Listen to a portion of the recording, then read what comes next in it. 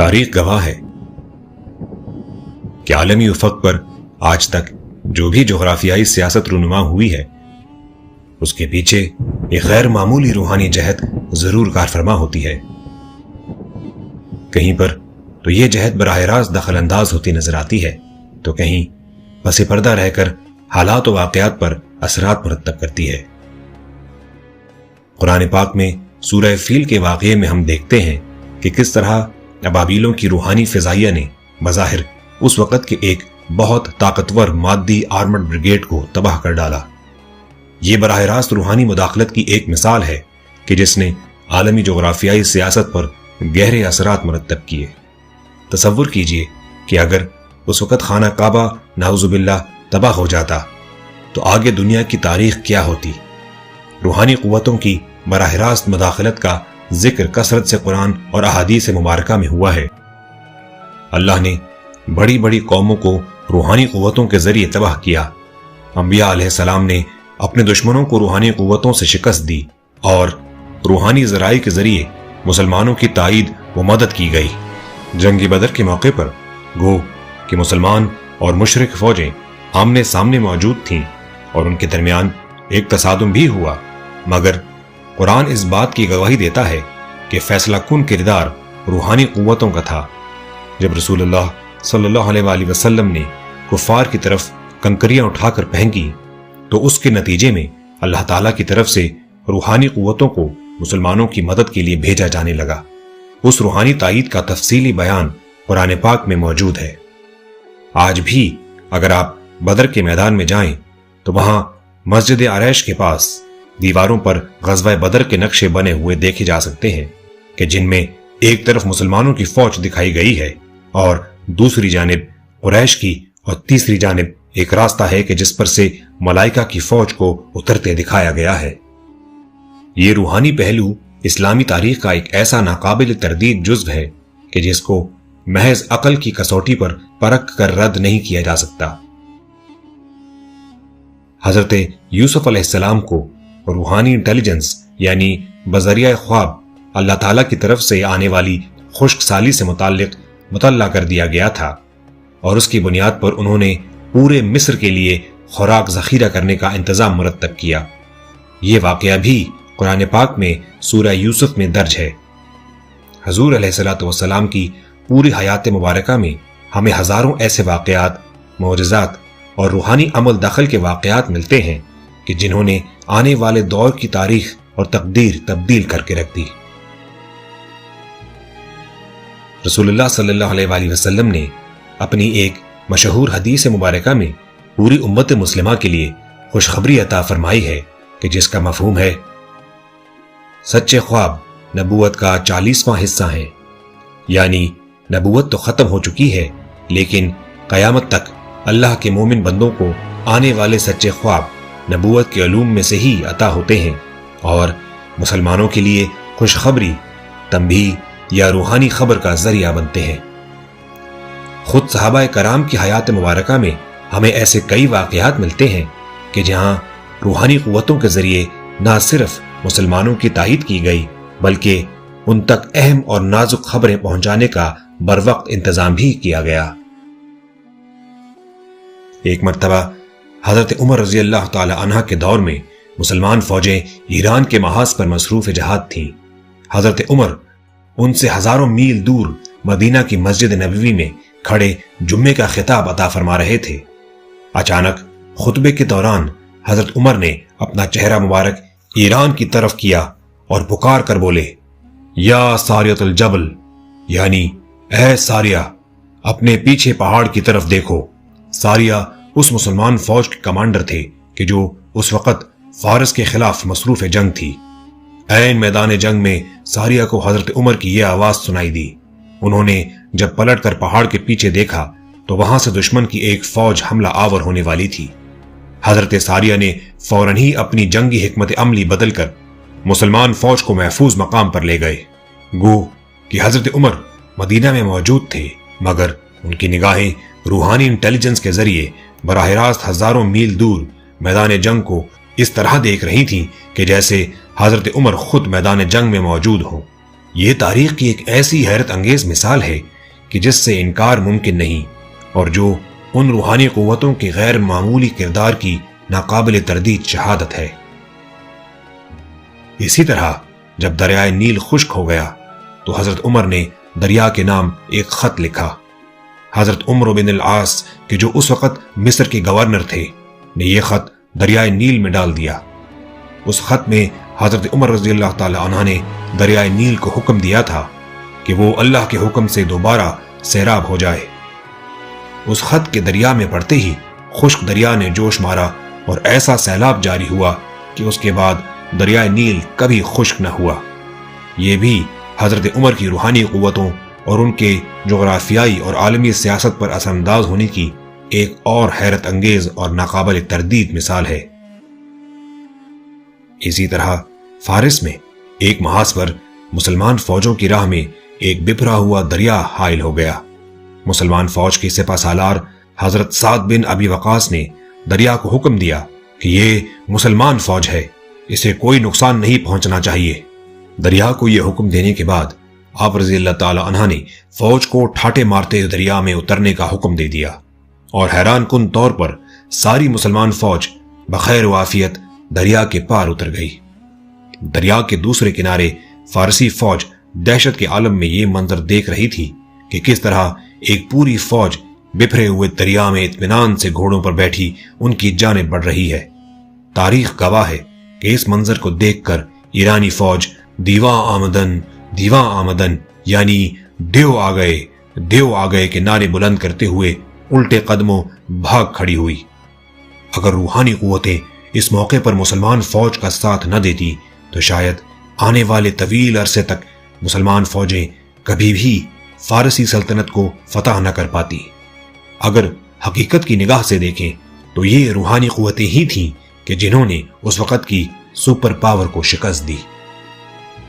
اسی طرح کا ایک اور حیرت انگیز واقعہ اللہ کی تلوار یعنی حضرت خالد بن ولید کا ہے۔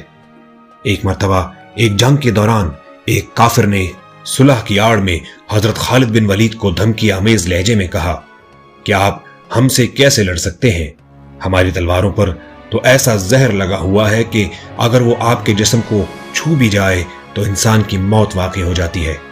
جواباً حضرت خالد بن ولید نے جلال میں آ کر اس سے وہ زہر کی شیشی لی اور اللہ کا نام لے کر اس زہر کو پی گئے۔ حیران کن طور پر زہر نے آپ کے جسم پر کوئی اثر نہ کیا۔ حضرت خالد بن ولید کی روحانی قوتوں کا یہ مظاہرہ دیکھ کر وہ کافر ششدر رہ گیا اور دہشت کے عالم میں شکست قبول کر لی۔ صحابہ کرام کے دور سے لے کر آج تک تاریخ اسلام میں ہزاروں ایسے واقعات بھرے پڑے ہیں کہ جہاں روحانی قوتوں نے مسلمانوں کو پیشگی خفیہ اطلاعات فراہم کی اور ان کی بنیاد پر مسلمانوں نے اپنی جنگی اور سیاسی حکمت عملی ترتیب دی۔ سلطان نور الدین زنگی کا واقعہ مشہور ہے کہ جس میں خود نبی کریم صلی اللہ علیہ وآلہ وسلم نے خواب میں تشریف لا کر نور الدین زنگی سے فرمایا کہ مدینہ میں 2 صلیبی ہمیں تنگ کر رہے ہیں۔ خواب میں ان صلیبیوں کے ناپاک چہرے بھی سلطان کو دکھا دیے گئے۔ خواب سے بیدار ہوتے ہی سلطان نے ایک جنگی مہم ترتیب دی اور خود اس کی قیادت کرتے ہوئے حضور علیہ الصلوۃ والسلام کے حکم کے مطابق مدینہ پہنچے۔ ان صلیبیوں کو تلاش کیا اور اپنے ہاتھوں ان کے سر قلم کیے کہ جو سرنگ لگا کر روضہ رسول صلی اللہ علیہ وآلہ وسلم تک پہنچنے کی ناپاک جسارت کر رہے تھے۔ اس کے بعد سلطان نے روضہ مبارک کے گرد گہری خندق کھدوائی اور اس میں فولاد بھروا دیا تاکہ آئندہ کوئی ایسی ناپاک جسارت نہ کر سکے۔ سلطان نور الدین زنگی کا یہ واقعہ روحانی انٹیلیجنس کی ایک ایسی حیرت انگیز مثال ہے کہ جو آج بھی مسلمانوں کے لہو گرماتی ہے اور ثابت کرتی ہے کہ مسلمانوں کی تمام تر فتوحات اور کامیابوں کی پشت پر براہ راست روحانی قوتیں کارفرما ہوتی ہیں۔ ہم نے اپنی ایک کتاب یہ غازی سلطان نور الدین زنگی سلطان صلاح الدین ایوبی میں اس واقعے کا تفصیل سے ذکر کیا ہے۔ روحانی انٹیلیجنس کے حوالے سے ہمارے پاس سب سے بڑی دلیل حضور صلی اللہ علیہ وآلہ وسلم کی وہ احادیث مبارکہ ہیں جن میں رسول اللہ صلی اللہ علیہ وآلہ وسلم نے قیامت تک آنے والے حالات و واقعات بیان فرما دیے ہیں۔ ان احادیث مبارکہ کا مقصد ہی یہ تھا کہ مسلمان ان روحانی نشانیوں کو مد نظر رکھتے ہوئے یہ دیکھ سکے کہ آیا وہ کس دور میں موجود ہے، آگے کون سا دور آنے والا ہے، اور اس حوالے سے انہیں کیا حکمت عملی ترتیب دینی چاہیے۔ اس سلسلے میں رسول اللہ صلی اللہ علیہ وآلہ وسلم نے بہت کچھ ارشاد فرمایا کہ جس سے متعلق صحابہ کرام فرماتے ہیں کہ کچھ انہیں یاد رہ گیا اور کچھ یاد نہ رہا، اور جو یاد رہا اس میں سے کچھ لکھ بھی لیا گیا۔ آج بھی علماء ان احادیث پر قیامت کی نشانیاں پہچاننے کے سلسلے میں اعتماد کرتے ہیں اور دیکھتے ہیں کہ آیا ہم کس دور میں ہیں، دجال کب آئے گا، امام مہدی علیہ السلام کا ظہور کب ہوگا۔ یہ سب ہمارے دین و ایمان کا حصہ ہے اور اس سے انکار ممکن نہیں۔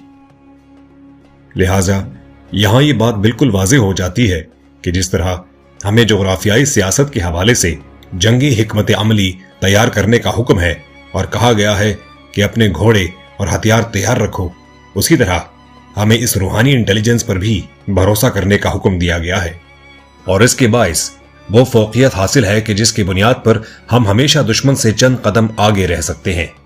اس کی ایک اور بہت بڑی مثال غلبۃ الروم کی پیش گوئی ہے کہ جس کا بیان سورہ روم میں ملتا ہے۔ سورہ روم میں مسلمانوں کو یہ پیشگی بتا دیا گیا تھا کہ اگرچہ رومی اس وقت پسپا ہو رہے ہیں، مگر وہ وقت دور نہیں کہ جب وہ اپنی قوت مجتمع کر کے ایرانیوں پر حملہ آور ہوں گے اور انہیں شکست فاش دیں گے، اور پھر بعد میں ایسا ہی ہوا۔ حضرت ابو بکر رضی اللہ تعالی عنہ کو قرآن کی اس پیشن گوئی پر اس قدر ایمان تھا کہ آپ نے مشرکوں سے شرط لگا لی، اور چند سالوں کے بعد جب یہ پیشن گوئی پوری ہوئی تو آپ یہ شرط جیت گئے۔ ہجرت کے موقع پر کہ جب حضور علیہ الصلوۃ والسلام سیدنا ابو بکر صدیق کے ساتھ انتہائی مشکل حالات میں ظاہراً اپنی جان بچا کر مکے سے مدینہ تشریف لے جا رہے تھے، تو عین اس موقع پر آپ صلی اللہ علیہ وسلم نے حضرت سراقہ کو یہ خوشخبری دی کہ آنے والے چند سالوں میں مسلمان فارس کی سلطنت پر بھی قابض ہو چکے ہوں گے۔ گو کہ اس وقت مسلمانوں کے حالات انتہائی مخدوش تھے، اور یوں نظر آتا تھا کہ شاید آنے والے وقتوں میں یہ چھوٹی سی اسلامی جماعت ختم ہی کر دی جائے گی، مگر حضور علیہ الصلوۃ والسلام کی ان بشارتوں کی وجہ سے تمام صحابہ کرام کو ایمان کی حد تک یقین تھا کہ وہ نہ صرف کامیاب ہوں گے بلکہ عنقریب پوری دنیا کے حکمران بھی بنائے جائیں گے۔ حضور علیہ الصلوۃ والسلام کی طرف سے عطا کردہ ان بشارتوں اور خوشخبریوں کی وجہ سے مسلمان جماعت میں وہ حوصلہ اور جرت پیدا ہوئی کہ جس نے تاریخ کا دھارا تبدیل کر کے رکھ دیا۔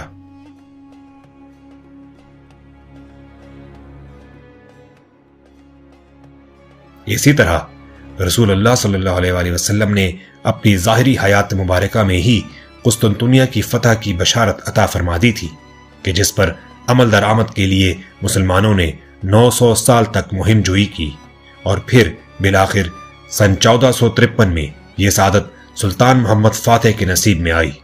یعنی اس وقت کے مسلم حکمرانوں اور عسکری منصوبہ سازوں نے بھی اس روحانی انٹیلیجنس پر بھروسہ کیا اور اس بنیاد پر صدیوں تک اپنی حربی حکمت عملی ترتیب دی۔ 900 سال تک بنو امیہ، بنو عباس اور خلافت عثمانیہ کے مجاہدین کو کبھی شک نہ ہوا کہ حضور علیہ الصلوۃ والسلام کی حدیث مبارک غلط ہے، بلکہ تمام نے ہی اس حدیث مبارکہ کی بشارت پر پورا اترنے کے لیے صدیوں تک قسطنطنیہ پر پے در پے حملے کیے اور اپنی جغرافیائی اور عسکری حکمت عملی کو ترتیب دیا۔ تاریخ اسلام میں روحانی قوتوں کے فیصلہ کن عمل دخل کی اس قدر حیرت انگیز مثالیں ہیں کہ انسان یہ سوچنے پر مجبور ہو جاتا ہے کہ اصل کردار مسلمانوں کی ظاہری قوت کا ہے یا ان کی پشت پر موجود روحانی قوتوں کا۔ تاریخ اسلام کا کوئی بھی ایسا فیصلہ کن مارکہ موجود نہیں کہ جس کی پشت پر کوئی نہ کوئی غیر معمولی روحانی تائید، کمک یا مخبری موجود نہ ہو۔ ایک بزرگ شہاب الدین غوری رحمۃ اللہ علیہ کے خواب میں بار بار آ کر یہ کہتے ہیں کہ ہندوستان پر حملہ کرو، ہندوستان تمہیں دیا جا چکا ہے۔ دوسری طرف خواجہ معین الدین چشتی رحمۃ اللہ علیہ ہندو بادشاہ پرتھوی راج کی گستاخی پر اسے یہ کہہ دیتے ہیں کہ میں نے تجھے زندہ گرفتار کر کے مسلمان فوج کے حوالے کر دیا۔ حضرت معین الدین چشتی رحمۃ اللہ علیہ کی یہ بد دعا سن کر پرتھوی راج ہنس پڑا اور تعجب سے پوچھتا ہے کہ کون سی مسلمان فوج اور کہاں سے آئے گی کہ جو مجھے گرفتار کرے گی۔ اس وقت کی عالمی جغرافیائی سیاست میں یہ امر ناممکن نظر آتا تھا، مگر عین اس وقت افغانستان کے بادشاہ شہاب الدین غوری کو روحانی طور پر خواب میں آ کر حکم دیا جاتا ہے کہ ہندوستان پر حملہ کرے اور پرتھوی راج کو شکست دے۔ اس روحانی حکم کے بعد سلطان شہاب الدین غوری ہندوستان پر حملہ آور ہوتے ہیں اور پرتھوی راج کو عبرتناک شکست دے کر زنجیروں میں جکڑ لیتے ہیں۔ جنگ کے خاتمے کے بعد سلطان غوری کو پیغام دیا جاتا ہے کہ ایک بزرگ آپ کو طلب کر رہے ہیں۔ سلطان غوری حضرت معین الدین چشتی رحمۃ اللہ علیہ کی درگاہ پر حاضر ہوتے ہیں اور دیکھتے ہی پہچان لیتے ہیں کہ یہی وہ بزرگ ہیں جنہوں نے خواب میں آ کر سلطان کو ہندوستان پر حملے کی دعوت دی تھی۔ سلطان بڑی عزت سے حضرت معین الدین چشتی کے قدموں میں بیٹھتے ہیں اور دعا لیتے ہیں۔ پرتھوی راج کو زنجیروں میں جکڑ کر سلطان اپنے ساتھ افغانستان لے جاتے ہیں اور بعد میں اس کو قتل کر دیا جاتا ہے۔ یہ پہلا موقع ہوتا ہے کہ دہلی کے تخت پر ایک مسلمان حکمران تخت نشین ہوتا ہے، اور پھر اس کے بعد 1000 سال تک ہندوستان پر مسلمانوں کی حکومت قائم رہتی ہے۔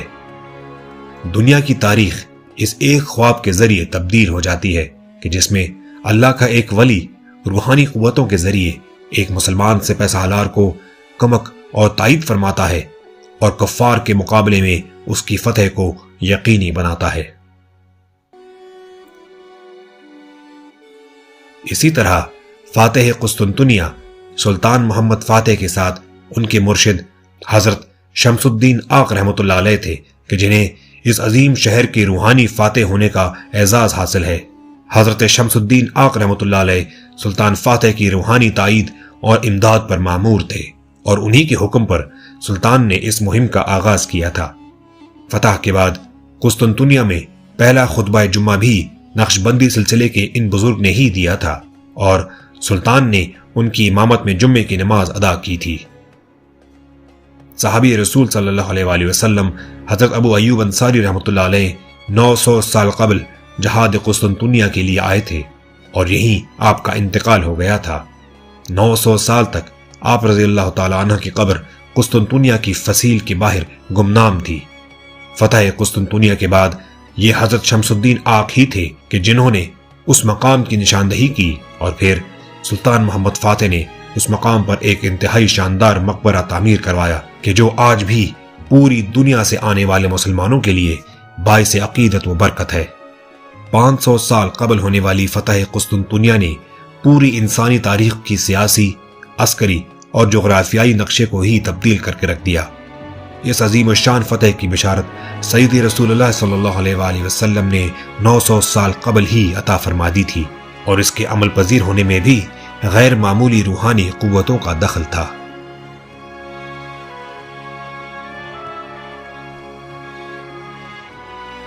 لگ بھگ 900 سال قبل ہندوستان میں ایک بزرگ گزرے ہیں کہ جو حضرت نعمت اللہ شاہ ولی رحمۃ اللہ علیہ کے نام سے جانے جاتے ہیں۔ آپ کی تاریخ پیدائش سے متعلق اختلاف پایا جاتا ہے، اور یہ 560 ہجری سے لے کر 700 ہجری کے درمیان بتائی جاتی ہے۔ آپ کی جائے پیدائش کے حوالے سے بھی تاریخ میں اختلافات ہیں۔ کچھ آپ کو ایران کا باسی کہتے ہیں اور کچھ ہندوستان کا۔ آپ ایک غیر معمولی روحانی وجود، اللہ کے ولی اور ایک صاحب بصیرت درویش تھے کہ جن کو آنے والے دور دکھائی جاتے تھے، بالکل اسی طرح کہ جس طرح حضرت عمر کو شام کے میدان جنگ مدینہ میں بیٹھ کر اپنی آنکھوں کے سامنے نظر آتے تھے۔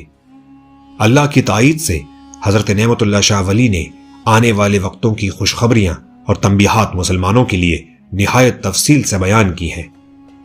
900 سال سے اردو اور فارسی بولنے والے علاقوں میں ان کا کلام ایک مستند روحانی انٹیلیجنس کے طور پر پڑھا اور سمجھا جاتا ہے، مگر چونکہ اس کلام کو تحریر ہوئے صدیاں گزر چکی ہیں، چنانچہ یہ پورے کا پورا محفوظ نہیں رہ سکا۔ نعمت اللہ شاہ ولی نے تقریباً 2000 اشعار اپنے اس مجموعے میں تحریر کیے تھے، مگر اب ان میں سے کوئی 250-300 کے لگ بھگ اشعار ہی باقی بچے ہیں۔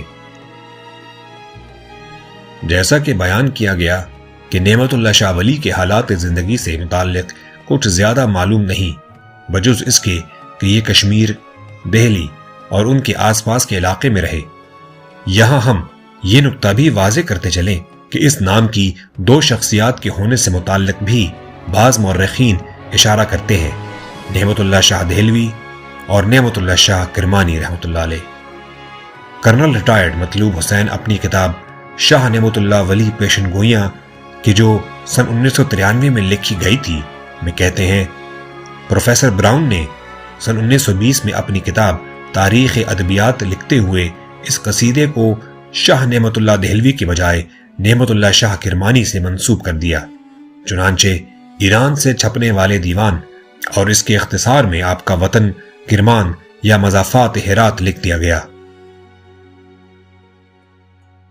حافظ سرور نظامی صاحب نے اپنی کتاب 800 سالہ پیشگوئی میں لکھا ہے کہ نعمت اللہ شاہ کشمیری مختلف شہروں میں سیاحت فرماتے ہوئے کشمیر تشریف لائے اور وہیں ان کا وصال ہوا۔ نعمت اللہ شاہ ولی نے اپنے کلام میں صدیوں کے حساب سے آنے والے واقعات لکھے ہیں کہ جنہیں پڑھ کر انسان دنگ رہ جاتا ہے کہ کیسے ایک آدمی نے صدیوں بعد آنے والے واقعات اتنی تفصیل سے بیان کیے ہیں کہ جیسے وہ خود ان کا مشاہدہ کر رہے ہوں۔ اگر قرآن پاک، احادیث مبارکہ اور صحابہ کرام کی روحانی تائید اور روحانی انٹیلیجنس کے واقعات کو سامنے رکھا جائے تو ہی حضرت نعمت اللہ شاہ ولی کی پیشگوئیوں کو سمجھا جا سکتا ہے۔ ان کے اس کلام کے جو قصیدہ نعمت اللہ شاہ ولی کے نام سے جانا جاتا ہے کا سب سے پرانا نسخہ کہ جو اس وقت دستیاب ہے وہ سن 1851 کا کلکتہ کا چھپا ہوا ہے۔ یہ شاہ اسماعیل کی مشہور کتاب اربعین فی الاحوال مہدیین کے آخر میں چھپا تھا۔ یہ واضح رہے کہ شاہ اسماعیل شاہ ولی اللہ کے نواسے تھے کہ جنہوں نے ٹیپو سلطان کی شہادت کے بعد نہایت مایوسی کے دور میں انگریزوں اور سکھوں کے خلاف اعلان جہاد کیا تھا کہ جو 23 سال جاری رہا اور جس کے بعد آپ سن 1831 میں بالاکوٹ کے مقام پر سکھوں سے لڑتے ہوئے جاں بحق ہوئے۔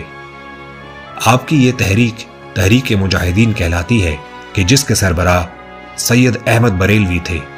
آپ کی وفات کے کئی سال بعد سن 1851 میں آپ کی کتاب شائع ہوئی کہ جس کے آخر میں یہ قصیدہ نعمت اللہ شاہ ولی چھپا تھا۔ سن 1857 کی جنگ آزادی میں بھی نعمت اللہ شاہ ولی کے قصیدے کا بہت بڑا کردار تھا۔ اس قصیدے میں 900 سال پہلے ہی نعمت اللہ شاہ ولی نے لکھ دیا تھا کہ انگریز ہندوستان پر قبضہ کر لیں گے، یعنی یہ بات انہوں نے تب لکھی تھی کہ جب ہندوستان میں کوئی انگریزوں کے نام سے بھی واقف نہ تھا، اور انہوں نے یہ بھی لکھا تھا کہ 100 سال سے کچھ کم مدت تک بر صغیر پر انگریزوں کی حکومت قائم رہے گی۔ بر صغیر میں انگریز کے قبضے کا آغاز سن 1857 میں جنگ پلاسی کے بعد سے ہو گیا تھا۔ چنانچہ جب 1857 میں بغاوت کے اسباب پیدا ہو رہے تھے اور آزادی کی امنگ جنم لے رہی تھی تو اس چنگاری کو بھڑکانے میں نعمت اللہ شاہ ولی کی یہ پیشگوئیاں بھی اپنا بھرپور کردار ادا کر رہی تھیں۔ مسلمان یہ سمجھ رہے تھے کہ 1757 سے 1857 تک 100 سال پورے ہونے کو ہے، لہٰذا اب مزاحمت کر کے جنگ آزادی برپا کی جا سکتی ہے۔ لیکن یہاں مسلمانوں سے نعمت اللہ شاہ ولی کے متعلقہ شعر کو سمجھنے میں ایک خطا ہو گئی تھی۔ یہاں ہم ایک بڑا غیر معمولی واقعہ بیان کرنا چاہیں گے۔ سن 1857 کی جنگ آزادی میں 20-22 سال کے ایک نوجوان بھی شامل تھے کہ جن کا نام عبد المعبود تھا۔ جس وقت سن 1857 میں مسلمانوں کو انگریز کے ہاتھوں شکست ہوئی تو عبد المعبود صاحب کے پاس ایک بزرگ آئے اور انہیں کہا کہ جس آزادی کے لیے تم لڑ رہے ہو وہ آزادی تمہیں 90 سال بعد ملے گی، یعنی انگریز کے مکمل اقتدار کا آغاز سن 1857 سے تھا، نہ کہ سن 1757 سے۔ مسلمانان ہند سے حضرت نعمت اللہ شاہ ولی کے مفہوم کو سمجھنے میں غلطی ہوئی۔ اللہ کا کرنا ایسا ہوا کہ عبد المعبود صاحب پاکستان بننے کے بعد تک زندہ رہے اور 162 سال کی طویل عمر پائی۔ انہوں نے سن 1857 سے لے کر جب تک وہ زندہ رہے تب تک کے واقعات دیکھے بھی اور تحریر بھی کیے۔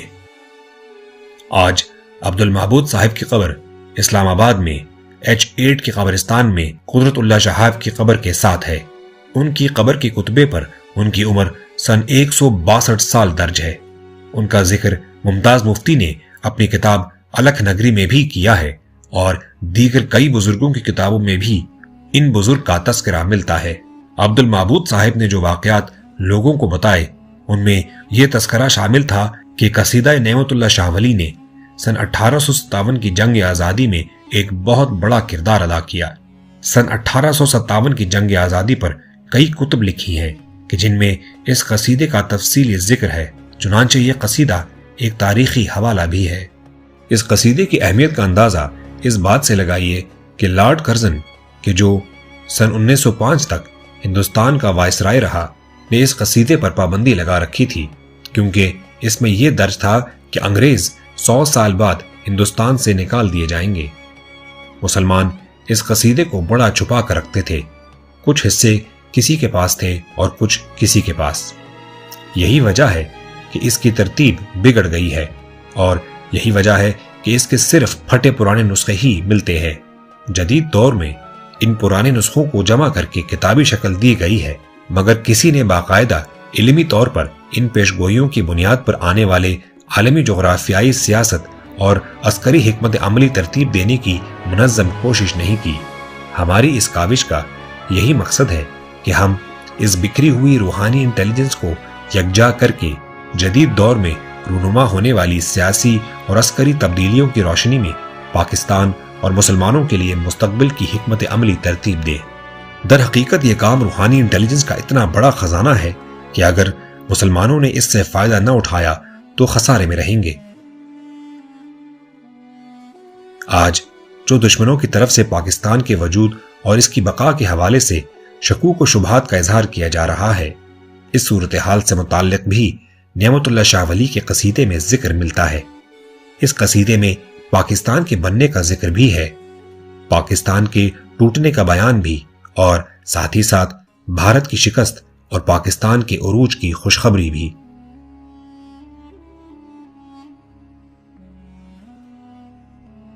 سن 1971 میں جب پاکستان ٹوٹا تو اس وقت اخبارات نے بھی قصیدہ نعمت اللہ شاہ ولی کے چیدہ چیدہ حصے شائع کیے تھے کہ جس کا مقصد تھا کہ قوم کو یہ حوصلہ دیا جائے کہ ہمیں لگنے والی اس چوٹ کے بعد قدرت نے ہمارے نصیب میں ایک عظیم الشان عروج لکھ رکھا ہے۔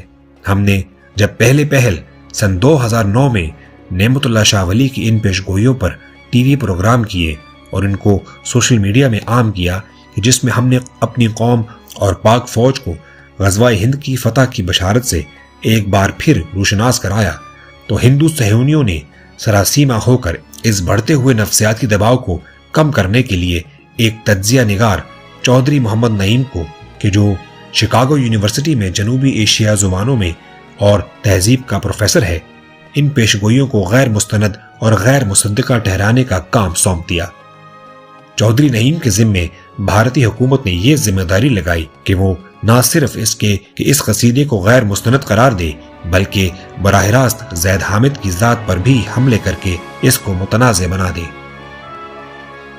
چودھری نعیم نے اس سلسلے میں ایک طویل تحقیقی مقالہ لکھا کہ جس میں اس نے مصنف زید حامد اور اس قصیدے کو ہر طرح سے متنازع بنانے کی کوشش کی، تاہم کچھ ایسے تاریخی حقائق تھے کہ جن سے وہ خود بھی انکار نہ کر سکا، مثلا یہ کہ ان پیشگوئیوں کا سب سے پرانا دستیاب نسخہ سن 1851 میں شاہ اسماعیل شہید کی کتاب اربعین کے آخر میں چھپا تھا، اور یہ کہ اس قصیدے کا 1857 کی جنگ آزادی، 1924 کی تحریک خلافت اور تحریک ہجرت اور تقسیم ہند سن 1947 میں بہت اہم کردار رہا ہے۔ چودھری نعیم نے اس بات کا بھی اعتراف کیا ہے کہ سن 1971 کی جنگ کے بعد پاکستانی قوم کو ایک مرتبہ پھر حوصلہ دینے میں اس قصیدے کا بڑا اہم کردار رہا ہے۔ وہ اپنے اس مقالے میں یہ بھی تسلیم کرتا ہے کہ پاکستان میں زید حامد نے نعمت اللہ شاہ ولی کو ایک مرتبہ پھر زندہ کر دیا ہے۔ وہ لکھتا ہے، ایک دوست نے پاکستانی میڈیا میں زید حامد نامی ایک ابھرتے ہوئے شخص کی طرف میری توجہ دلائی۔ میں جوں یوٹیوب پر موجود ان کی ویڈیوز کو دیکھتا گیا تو مجھے اس امر نے ششدر کر دیا کہ وہ शाह नेमत उल्लाह वली में किस कदर गहरी दिलचस्पी रखते हैं। उन्होंने न सिर्फ ये कि इन पेशगोइयों को दोबारा छपवाया, बल्कि उन पर अपनी वीडियोज में तबसरे भी किए।